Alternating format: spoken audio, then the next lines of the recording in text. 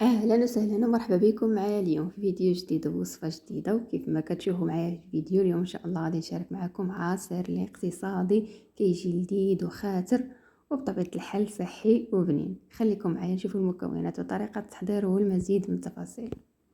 غادي نحتاج في المكونات الجزر، 3 ديال حبات كبار ديال الجزر او 4، المهم على حسب الكميه اللي نتوما باغيين ديروا. انا تقريبا عندي هنا واحد 200 غرام ديال الجزر، قشرتها وقطعتها وخليت لها اللب ديالها حيتاش الجزر ديال هذا الوقت طري.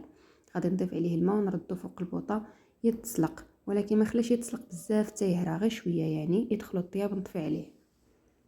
وغادي نحتاج كذلك الليمونه وبرتقاله، اي يعني الحامضه وليمونه. انا الحامضه غادي نحيد لها القشور في الاول وعاد نقشرهم بجوج ونقطعهم قطع على هذا الشكل هذا، ونحاول نقيهم من داك العلفه الى فيهم نحيدها، وحتى داك القشور الابيض هكا باش ما يطلقناش المروره في العصير.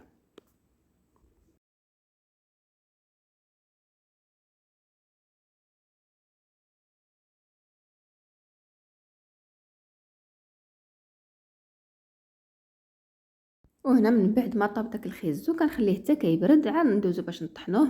هنا كنديرو في الهاشوار بيه بالماء ديالو، وغادي نضيف عليه داك الليمون والحامضه والقشور ديال الحامض اللي احتفظت بهم جانبا. تقدروا حتى داك الليمونه تحكوا لها حتى هي القشور ديالها، حتى هي كتعطي القشور ديالها حتى هو كيعطي اضافه للعصير. وغادي نضيف كذلك واحد الكاس ديال الياغورت بالنكهه ديال المانغ ولا الاناناس.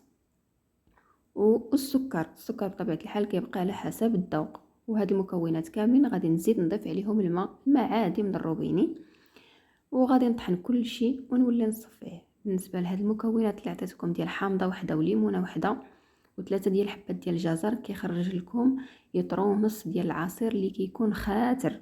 الا بغيتوه خفيف بطبيعه الحال كتزيدوا الماء شحال ما بغيتو، يعني القوام ديال العصير كيبقى على حسب الرغبه، كتضيفوا الماء وكتضيفوا السكر.